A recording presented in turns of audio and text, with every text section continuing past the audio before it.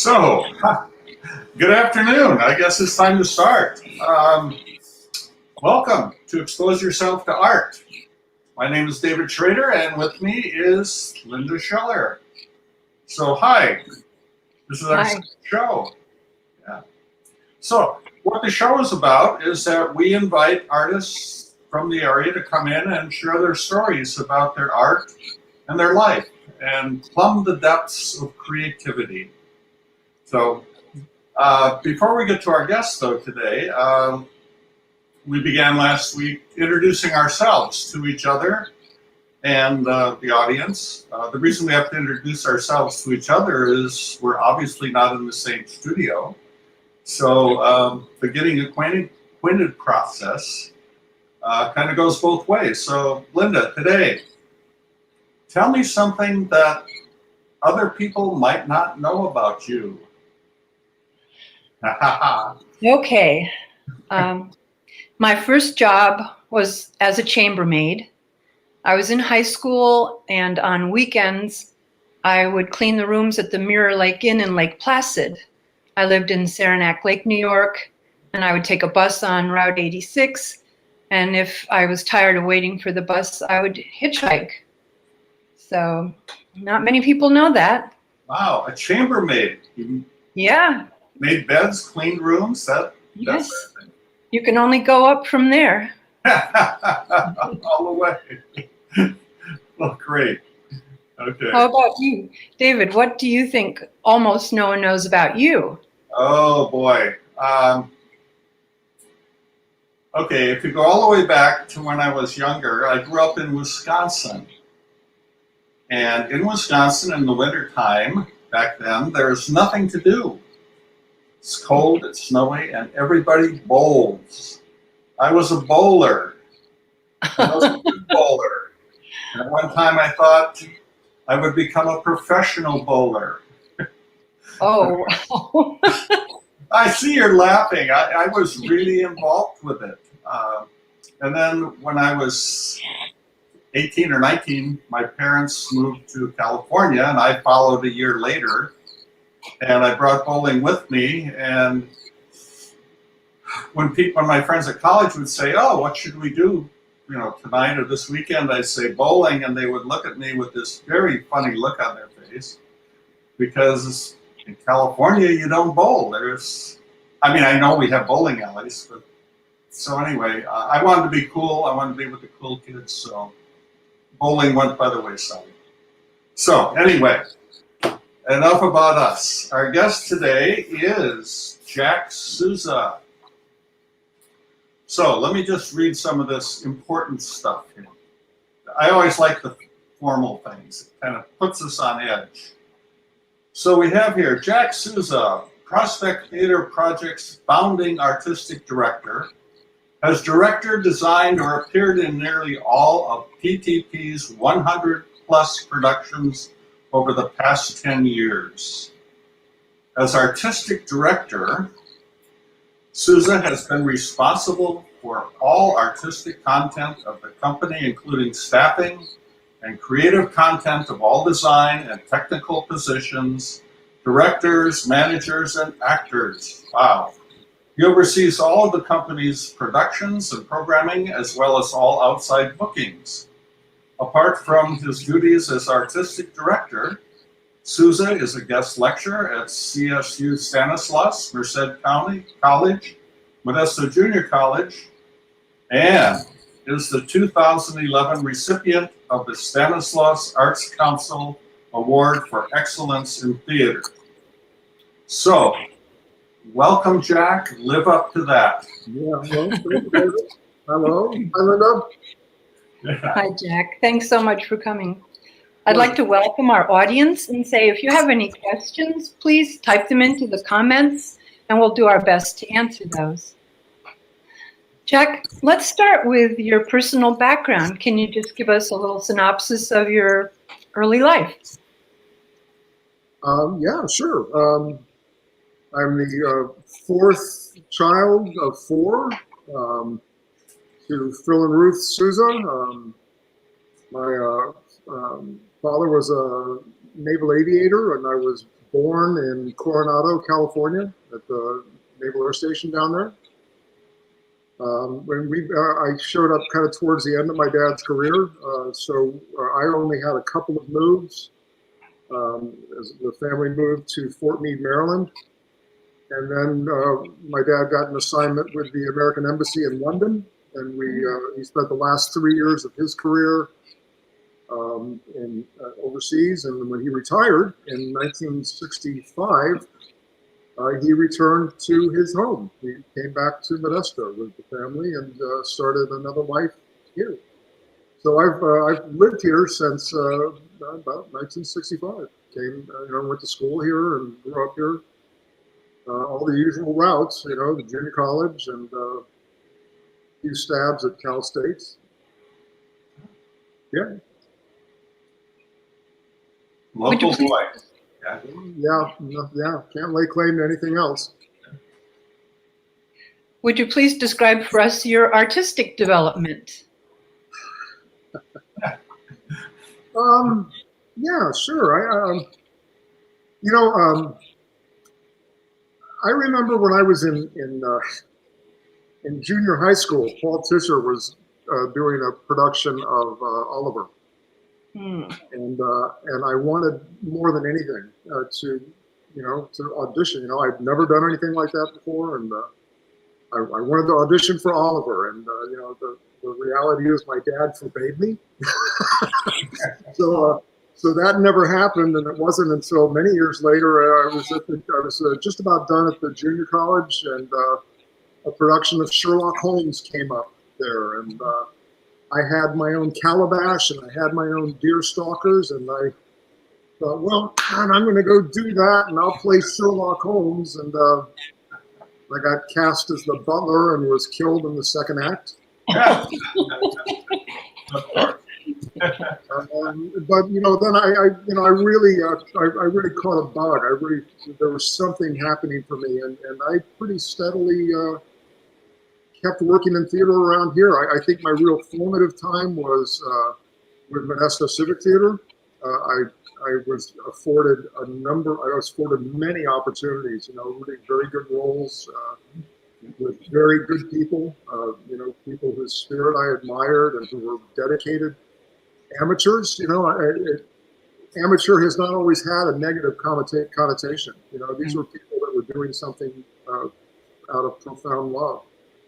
And I caught that. And I worked with the Civic Theater for many years. And then in the late 80s, I went to a community audition at Cal State Stanislaus for a play that's generally known as Marat Sade. And that was a life changer. I was working with a fellow named Jerry O'Donnell, and actually doing a lot of work with Patty O'Donnell also. And that's where things really took hold. So after that community experience, I actually enrolled in school there and did my bachelor's in theater. And then about a year after I finished my bachelor's, I did my graduate studies in Ireland, at the National University of Ireland in Dublin, in modern drama. And it doesn't really bring us up to date, but that's my background. And during that time also, I was studying at Berkeley Repertory Theater, and I was studying at the American Conservatory Theater when I could afford to go up and do classes up there. It was a heady time. It was a heady time. So, Ireland, that's a special place. It's west of England, David. Okay, yeah. I don't know, what was that like to be there? Awesome. It was awesome, yeah. It really was amazing. I was in a wonderful program. Kathleen, my wife at the time, was in a wonderful program. We were really connected with the students we were working with. The program was really concentrated. So that was, there was a year there when all I needed to do was study theater. and see theater, we in fact we did classes at the Gaiety School of Acting also. So yeah, it was just amazing. I just felt so focused and on point. Wow. Yeah, it was wonderful. So how Sharon did was asking why Dublin? There was just a question that came up. Sharon, my wife Kathleen had received a Rotary International Scholarship to study abroad, and we had just gotten married, and she won that scholarship, and I certainly was faced with the choice of saying goodbye to my wife for a year while she went to Ireland. So I decided I too would apply to UCD, and I was accepted, and yeah. So it was principally through Kathleen, but it was also secondarily my own interest in language, and the Irish famously, I think, are preoccupied with language, and that program was just a really good fit. It was both academic and practical. It was a great program. Just a second. Did you ever have any thoughts about doing something other than acting or theater? Yeah, sure. Yeah, I wanted to be a minister. Really? Yeah. Okay. I shouldn't say it that surprisingly, but yeah. David, I think about it in a lot of ways. What I'm doing now is not too different from what I thought I would be doing when I left high school and entered the junior college. I think the church I work in now is secular. I think that's the only difference. It's still a place to congregate and to meditate on the fabric of our lives. And so it sounds like they're miles apart, but I think maybe that circle travels so far it brings them around together again. So your plays are your sermons. Yeah, I know. Okay. We can move. Let's move on. So Prospect Theater Project has been in existence for 20 years now. Yeah, love to hear the history. Well, yeah, this is our 20th season. We opened in 2000. The history of Prospect. There's a couple ways to trace it. One way is that more immediate way.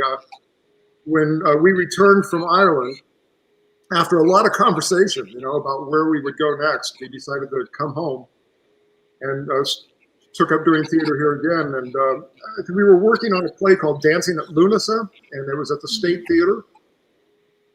And we were working with one of the last incarnations of Modesto Civic Theater. And we were having a conversation with John Griswold, who was running the state at the time. And I think we were kind of asking about, well, what was rental on the place for those weeks that that week we rehearsed and the couple weeks of performances that we had there. And the number was kind of, at the time was kind of staggering. And Kathleen and I think both, we looked at each other and kind of said, for that kind of money, we could rent a studio space and do plays that were meaningful to us. And I think we were kind of frustrated too at that kind of chestnut view of theater. We were kind of frustrated by choices that we had around us, and decided to take the bull by the horns. And that was probably 94. And it settled for a while, but then we came back to it and we worked on it hard, in the late 90s, and then late 99 and into 2000 we found a place and we applied for nonprofit status and we got that, and off we went. And the rest is history. The rest is history. There's there's a bigger picture of where Prospect came from too. Can I mean, and I would kind of like to talk about that because I think that's what Paul Tischer kind of grew out of, and an old acquaintance of mine, Harvey Jordan, up in Stockton, came out of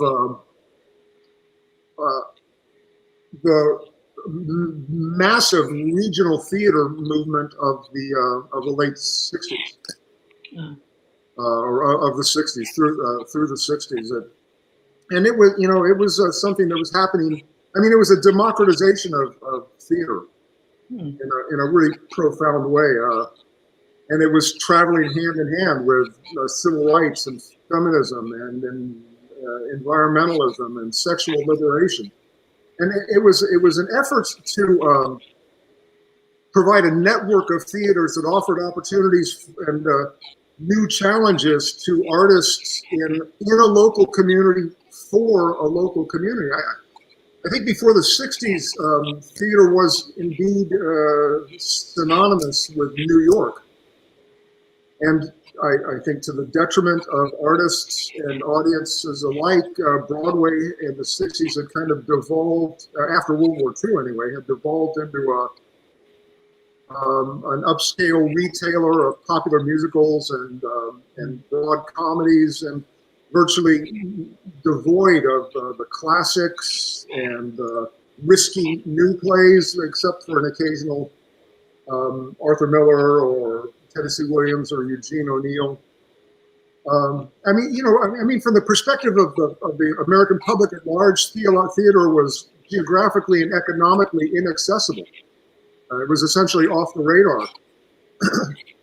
And, at one time, theater in America, spun centrifugally from the crucible of New York City outward via touring circuits to resident stages to the nation at large.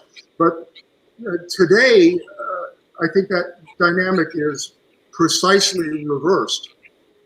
Theater in America is centripetal. The creative fires of theater are burning in hundreds of communities like this one. And that energy flows from these regions to New York, where that commercial theater really relies on its regional counterparts for its substance, for its lifeblood. I think a really good example of that is that, of the last 34 or so Pulitzer Prize-winning plays for drama, 32 of them have premiered at not-for-profit regional companies, outside of New York. Wow. Yeah. So, Broadway is still that place where talent is validated and, economic prospects are escalated, but it's no longer the single or even the primary font of theatrical creativity. I think that really resides in regional theaters, and that is due to that concerted efforts in the early '60s to provide that outlet. So I think even though my Prospect's parents are at Modesto Civic Theater, I think our grandparents are rooted in that regional theater movement. Wow. So if I was to want to pursue a career, are you saying I don't have to go to New York anymore to? No. Theater still, in terms of career, I think is like athletics. It's like professional ball. You could be an extraordinarily gifted athlete and never make it to the majors. Right. I do. It is certainly my conviction that you can participate in a really meaningful way where you reside. Insight and the ability to articulate your view of the world is not a regional thing. It is, it's where we live. And people, I have banked on the fact, or on the idea that people in Modesto are every bit as insightful about the nature of our lives and the context we live in as people in New York. And I'd also say that my time in, I did about a year in New York, and it was not a happy time. And even though I was working, I was doing shows, I longed for home. I longed for the way theater was meaningful here and not just a commodity. If that makes sense. And I like to hear it. Thank you. Prospect's season, I just don't think that, at that regional level, we often get a lot of opportunities to see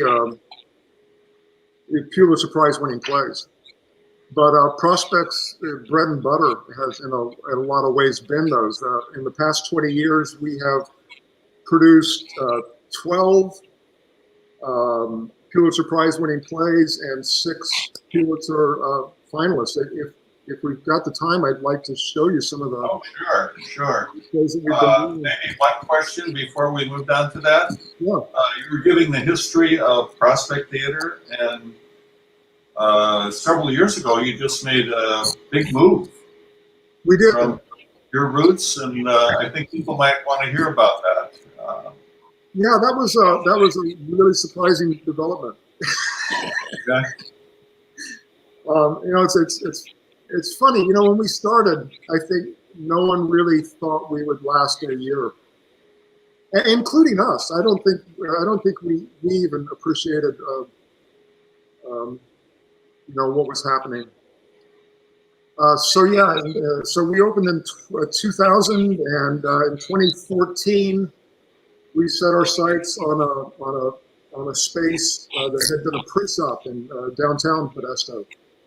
Because we knew that a lot of people were weary about going to our scenic drive address. It was a little bit of a dodgy neighborhood. Not so much anymore. In 2014 we looked at this space and really made the decision to relocate in the hopes of increasing our output, increasing our audiences, and having a much more comfortable, much more centralized place to be. Uh-huh. And it's worked out. It's worked out pretty well for us. Great. Yes. We're all aware of that. It's a good move. So, let's move on and talk about some of these plays, because I'd love to show you some of because I think that's the best way to get at what Prospect. I think that there are 2 really good ways to get at what Prospect is about, and I'm probably like the third source to make a list. But I do think just looking at what our output has been is a good way to do that. Okay.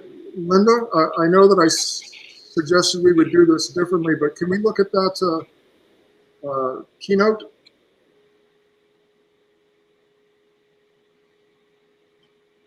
And the next one?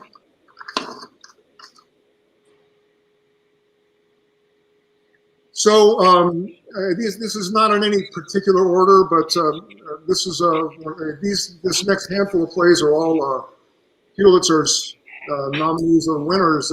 This is from our 2018 season. This was an Annie Baker play called The Flick.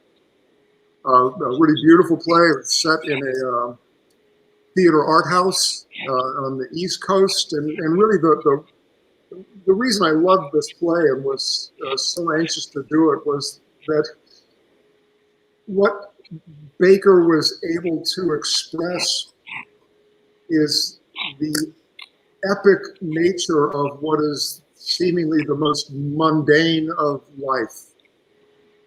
There's somehow that she elevated, I think, all of our lives through the story of these 3 characters, and it all unfolds inside the cinema.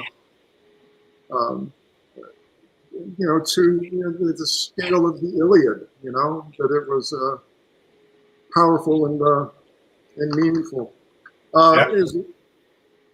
The next play I wanted to show you was also from 2018. It is Stephen Karam's Sons of the Prophets. Another fascinating play. This was directed by David Barbary. And this is a play that is. I mean, it was entertaining. I think it was funny, but it was really meaty. It was a very substantive play. Talked about coping with, wounds that don't heal in our life, physical and emotional. And it talked about our responsibilities towards the people that we love, and towards the people that we don't love, and to our responsibilities to society as a whole. In our 2016 season, next please. We produced an Ayat Akhtar play called Disgraced. Another interesting and difficult play, raising challenging questions about the nature and the purpose of faith. I think it gave an interesting look at the interplay of white and non-white races in the United States, and the process and the responsibilities of creating art. This was a beautiful play. Next, please. Yes, thank you. You're better than I. And in the Tropics was in 2012 at our old space. It was a Nilo Cruz play, a Pulitzer Prize winner. I think I can most succinctly say this is a play about the power of literature and language. It was set in a Cuban cigar making factory.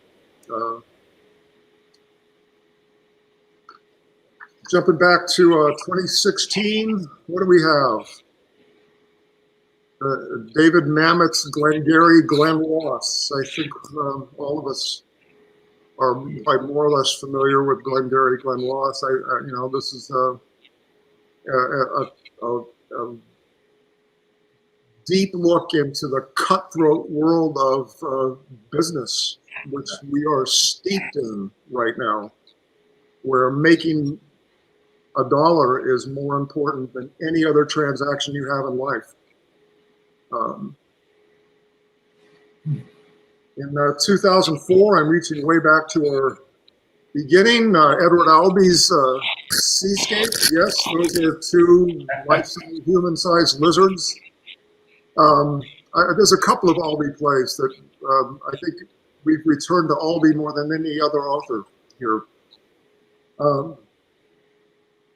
But this is a beautiful play, as with many of Albee's plays. It's about the need and the power of communication in interpersonal relationships. Jumping back to something more contemporary, in 2016, we produced William Ing's Picnic. This is a much older play. This is much more from the era of Williams and Miller, but the thing that, whereas those guys often wrote about urban life, Ing wrote about rural life in this wonderfully articulate way. And in Picnic, he's looking at sexuality and repression and rites of passage and disappointment, all from the point of view of a small town America.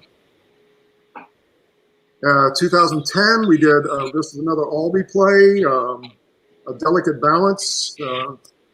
Another interesting play. Like I said, a lot of Albee's plays are about the importance and the difficulties of communication.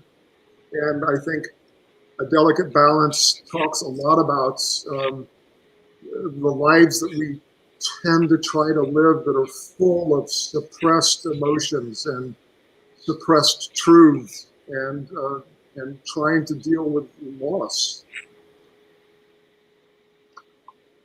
In 2014, we did Amy Herzog's 4,000 Miles. This is a wonderful lyric play, I think, about aging, which in 2014 was looming in my consciousness. Herzog asked us to look at how relationships are shaped, the value of the love of family, and the healing power of trust, of being able to trust, being invited to trust. In 2017, we produced Bruce Norris's Clyburn Park. This was a update of Lorraine Hansberry's Raisin in the Park,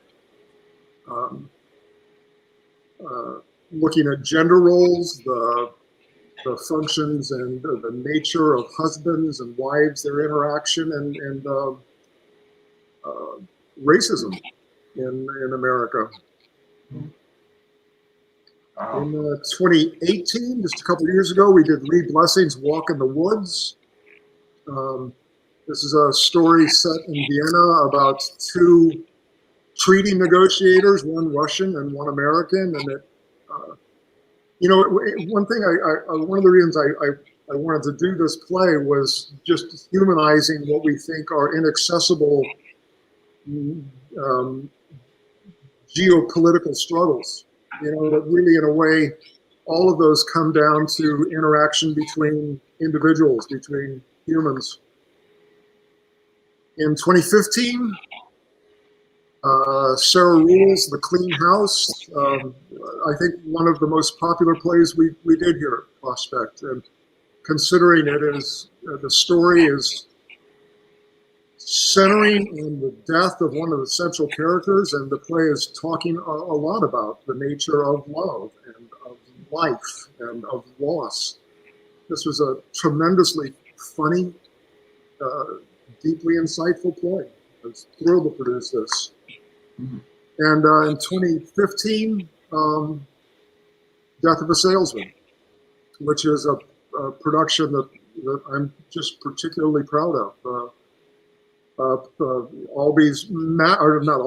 Arthur Miller's masterpiece about the American dream, about betrayal, about the struggle to find wealth or to find happiness. I think, these are all plays that are hugely impactful if we open ourselves up to them, if we make ourselves available to them and tell us and ask us to consider all kinds of choices we make in our lives. Let me ask you a question, if I can interrupt. How many of these were you in? Were you in any of them? Did you play roles in any of them? Some I directed. Some I should have maybe told you who the director of all of them were. This one was Death of the Salesman was directed by Mike Hewitt. Uh-huh. And I do a lot of the set and light designs here, even for plays that I'm not in, and I'm certainly making all of those choices. So, there's a way that I could say, I'm in all of these in some way. Certainly in terms of being invested in telling these stories, because storytelling is a core experience. It's a central experience to being human. Well, I was asking because obviously these plays are plays that raise questions for the audience, that create communication about special issues. And, as an actor, we're sometimes affected by the roles we play too. And so that's, why I was asking that. Have you had that experience with these plays too? At that level. Yeah, absolutely. Yeah. Absolutely. Yeah. At every level, when you work on a production, you understand it differently when you come out of it than when you entered it. Mm-hmm. And some of that comes from that deep identification with the role. I mean, it comes from acknowledging that we as humans are capable of absolutely anything, given the right circumstances. Which is probably you may or may not want to admit you drew on for How I Learned to Drive when you played Peck, and How I Learned to Drive. We have to. It's part of our job to find that within us that tells the story that we're trying to tell. Death of a Salesman. That was certainly one for me that I found. I was surprised by how steeped I was in that play, and in some ways, how much I found myself kind of channeling my understanding of my own father. So Death of a Salesman. I kind of got it coming and going.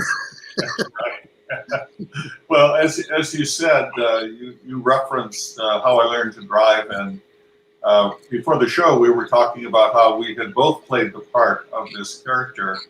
And when you say being affected by it and finding that inside yourself, sometimes you get parts that kind of scary places to go. Yeah, yeah, they are. They are, but theater artists. If you're a writer, a sculptor, a dancer, really it's your job to go to those places where we fear to tread. I'm sure Linda would agree with me that that Yes. and even engaging in the creation of arts of this nature, you really need to open yourself up for it to be meaningful. Absolutely. So you were, I interrupted the flow of this. not a bit. I just think of theater, that regional theater movement, for all of the virtue and value and grace that it had as it was being conceived and as it played out, it's faltering now. And the corporate and the government funding for the arts, the revenue that regional theater movement was predicated on is gone for the foreseeable future. Most theaters have abandoned their role as incubator of local talent to serve their audiences by doing shows that people wanted to see more, shows that were more saleable and hireable. And we're kind of in a backlash now. Arts funders tend to want to have more assurances that the things they fund are successful. So, I find that they prefer to have projects that they can point to tangible, measurable results, not the ethereal results of theater or poetry or dance. Right. And because of that, it's a lot easier today to raise money for a new building than it is to raise money for operational support to keep the theater's doors open. I think the same process you were talking about there happened in a lot of fields at the time. Yeah. You mentioned in the late 60s, early 70s, it was a time of idealism and dreaming, and a lot of us got caught up in that. Same thing happened in my field. Everything was creative and open, and you were encouraged to explore and find and do new things. And then over the years, it gradually became, is it going to make money? Yeah. It's just kind of... Yes. Yeah. Even here, there are theaters that we consider to be too big to fail. Even while they become safer and safer in their artistic choices, and they get into bigger and bigger trouble because they can't afford the little failures that they can learn from. And one thing I'm really proud of in Prospect is that we've held the course. We've stayed true to the vision of theater as a place to congregate and meditate and to make the world better. Yeah. One person at a time. Yeah. I brought a video. Do you mind? Because I can talk all day about Prospect and what Prospect is and what it does for the community, but I think it's easy for me to blow my own horn. I think it would be of value to understanding what Prospect is, to take a look at what some other people in the community said about We'll Prospect. see if Linda can cue it up and go back and find it. I mean, I appreciate everything you've been saying. You're preaching to the choir. That's always the way. Yeah. So, and there we go.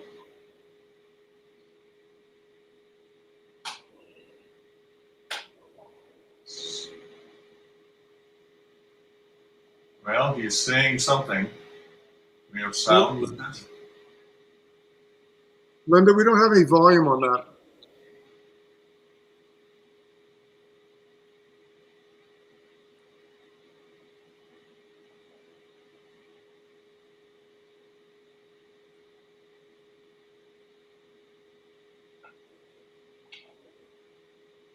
Oh, well. Well, if we can't look at that.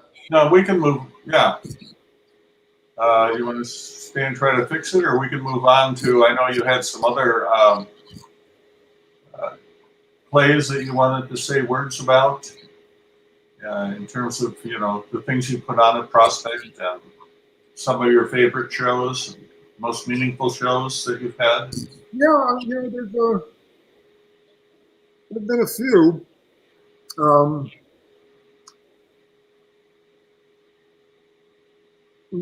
Linda, would it be convenient to go back to the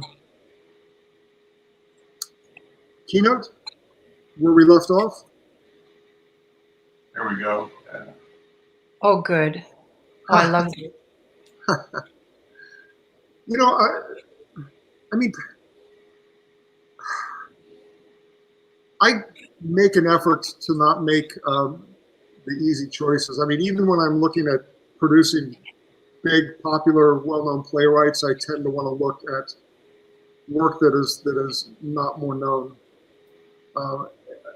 It's and it is actually part of the stated mission statement of Prospect is to challenge our audiences with the expectation that if you challenge people, they will rise to meet the challenge. These are some of my favorite plays here at Prospect, and this was certainly one of them. And last season we opened our season with a play by Terry Teachout called Satchmo at the Waldorf. The interesting thing is that I had talked to this was featuring Dwight Mahabir as three characters. And this is a very unconventional theatrical form that is not going to work in a lot of places, but I think it worked. I think it worked really well here. But Dwight in this play plays Louis Armstrong towards the end of his life and his career. But he also plays Louis Armstrong's manager, a white gangster, and he also plays Miles Davis. And I think Dwight knew that I would bite at this because about a year before this, we were talking and he started talking about this play and telling me about it, and then he very quickly gave me a copy of it and asked if I would be interested in producing it at Prospect. And the moment I read it, I was all in. I was thrilled with this performance. Definitely one of my favorites. It was a really dynamic performance. It's one man on stage, I think, holding people's interest for a couple hours. Linda, you were there. Oh, yeah, I was there twice. I think I was there opening night and closing night. Yeah. Oh, gosh. It was phenomenal. That's a wonderful thing. I think a lot of our audience, a lot of our patrons at Prospect are kind of hip to the way plays mature over the course of a run. Uh-huh.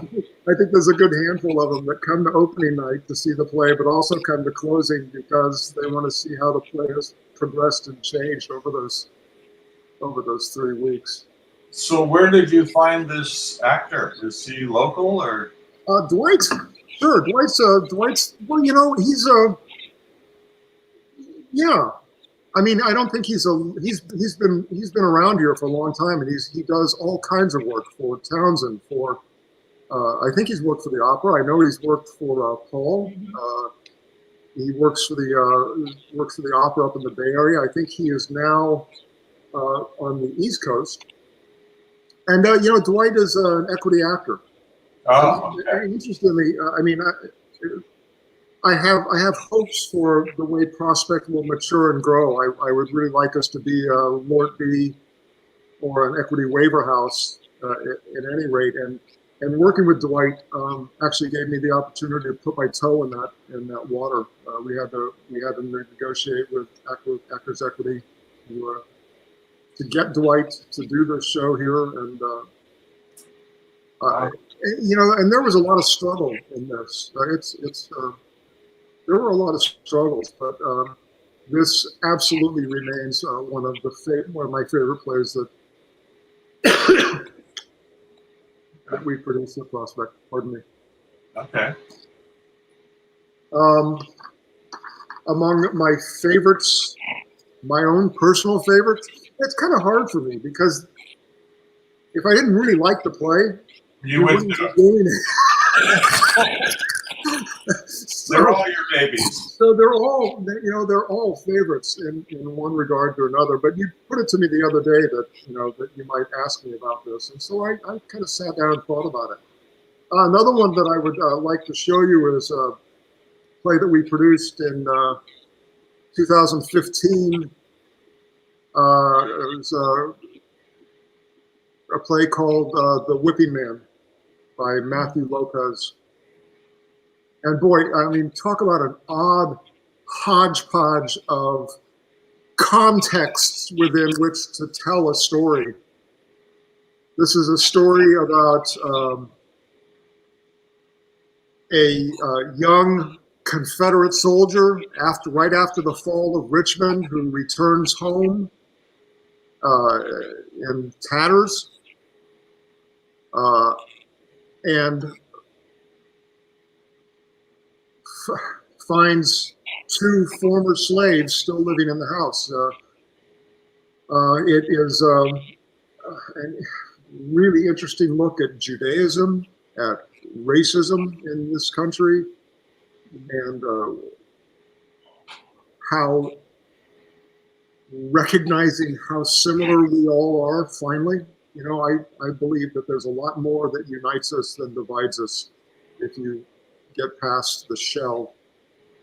So this is really interesting. Play set in the Civil War in an interior with Jewish slaveholders, and it was just and I also just loved working with these actors, Adam and Luke and John Irvin, Adam Torian and Luke Gonzalez and John Irvin were a treat. This was a really wonderful experience for me.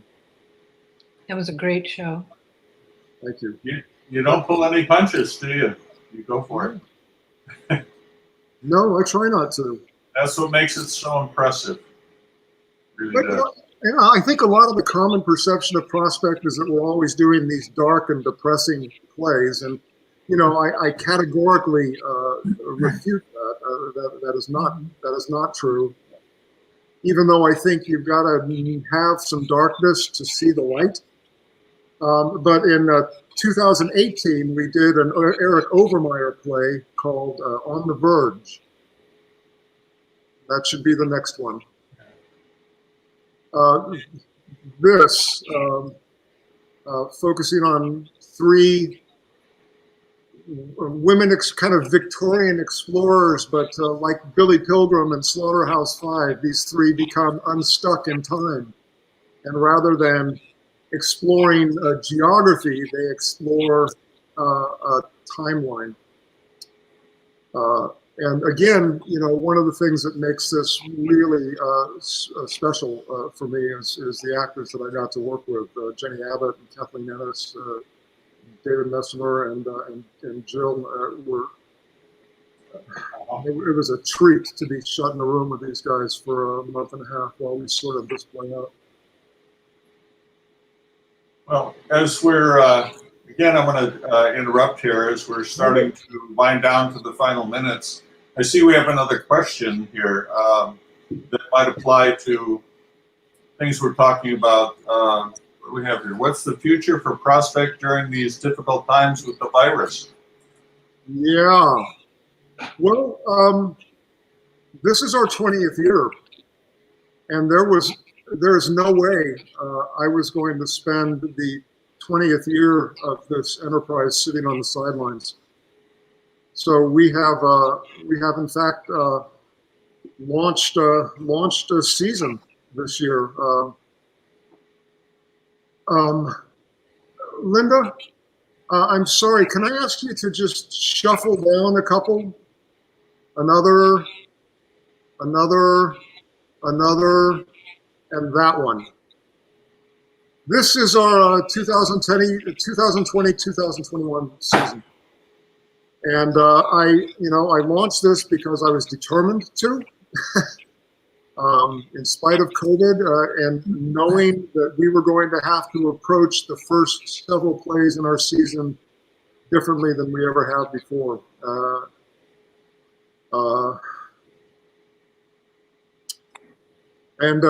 Season tickets for this year, if you're interested at all, you can find them on our website at prospecttheaterproject.org. But season tickets this year include all 6 of our regular season shows, also all of the shows in our adjunct season, the play reading project, and also all the shows in the PTP Radio Cavalcade. But our season actually started last week. Can we see the next slide, please? We opened this season with Samuel Beckett's Happy Days, and that is streaming through tomorrow. In fact, after this is done, I have to gear up for the talkback, for the live online talkback that we're having for Happy Days, which we have for all of the plays we've ever done at Prospect over 20 years. So, what's in our future is producing plays. This is what we do. If we're not producing plays, what are we?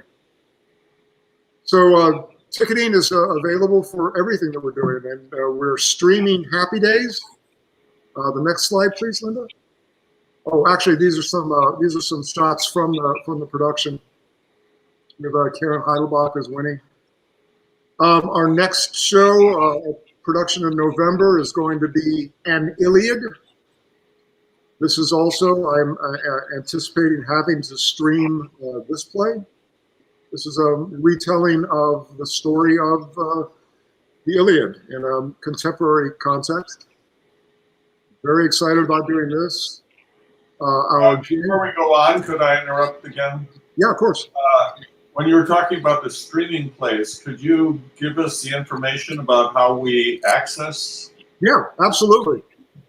Those streaming plays are accessed. I mean, the best way to do it is to get onto our website at prospecttheaterproject.org and follow the instructions for the season. There's some tutorial videos to help you navigate it. We're streaming them on Vimeo.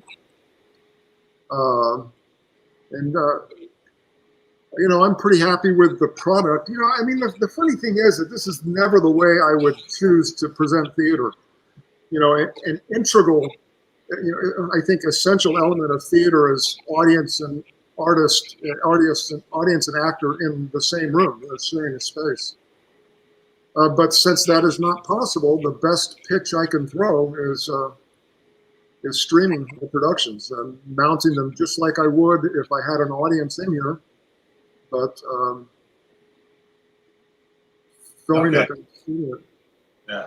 So yeah, how to access them is best done by visiting us on our website at prospecttheaterproject.org. Okay. You were going through your season. Next one is Rhinoceros. January, Rhinoceros. I may end up having to stream that. This is all moving more slowly than I'd hoped. But I also kind of have a plan to be able to have people in the theater here if by the new year we are able to do this. This is a absurdist comedy by the master of absurdism, Eugene Ionesco. The next play in our season is a much lighter touch. In March, we're going to produce Noel Coward's Blithe Spirits, hoping that we're going to be able to have an audience in our house, and I've got contingency plans to account for that if we are able to.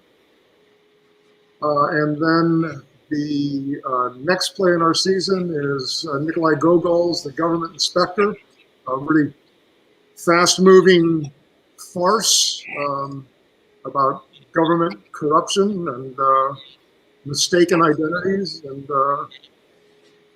this is going to be a lot of fun. It's a big cast. I'm looking forward to this. I'm hoping actors are hungry to get back into the saddle by May. Yes. And then the last play of our 2020-2021 season is going to be Herman Wouk's The King Mutiny Court Martial in July. Classic. Yeah. Yeah, quite looking forward to all of these productions this year. Wonderful. Well, before we let you go. Yeah, I didn't think I was going to have enough to say. The sermon is over. It's time to lighten the mood here a little bit before we go. So, Linda, you want to? All right. Is this the lightning round? This is the lightning round. Jack, what sound do you like best? My daughter's voice. Well, let's follow that up with what sound do you like the worst? Leaf blowers. Yes, I understand that. Please finish this sentence. I frequently dream about.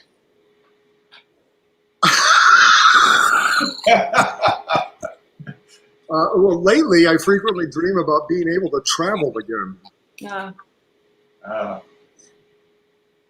So, fame, love, or money? I'm sorry, say that again? Fame, love, or money? Love. Oh, okay. What's your go-to food? Lately it's been a kind of a skillet combination of like broccoli and chicken or kielbasa and rice and pasta.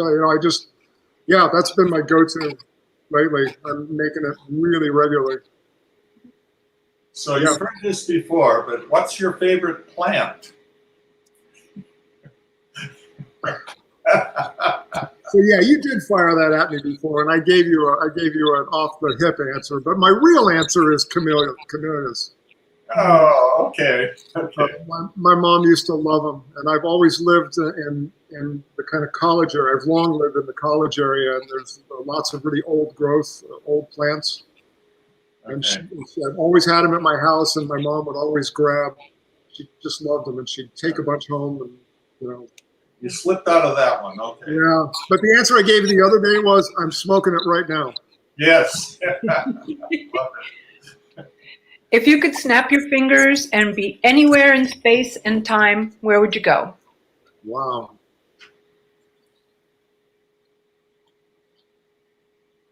Well, they're not exactly a lightning round. You stopped me cold. I think back to Europe, but now, today, I'm happy to be where I am.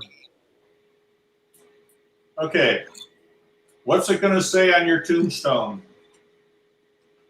I told you I was really sick. Do you have a final one, Linda? Sure. What gives you hope? I'm back to, we've actually brought this full circle. My daughter. All right. Okay. Yeah, no doubt. No doubt. Well, Jack, thank you so much for being here. It's always a pleasure to talk with you. Mm-hmm. And enjoy your sermons. I truly do. I've got you now. Now that I knew you wanted to be a minister, well, of course, these are beautiful sermons. I mean, what else could they be? You go away thinking about your life. You talk with people about it. That's my great hope. You found your place. So, Yes, you made a believer out of me. Thank you so much, Jack. It was Thank great. you for asking me. Happy to see you, David, Linda. okay. Thanks for me. So, what's next week? Renee W., right? Of Central West Ballet. Yeah, Renee. Okay. You know Renee, Jack. Yeah. Okay. So next week, Renee Davalay of Central West Ballet. Look forward to that too. Mhm. I'll think up another crazy question for you next week, Linda. So, Okay. okay. All right. So Good to see thank you. you, and Thanks. thanks for tuning in. Goodbye. Bye. Okay.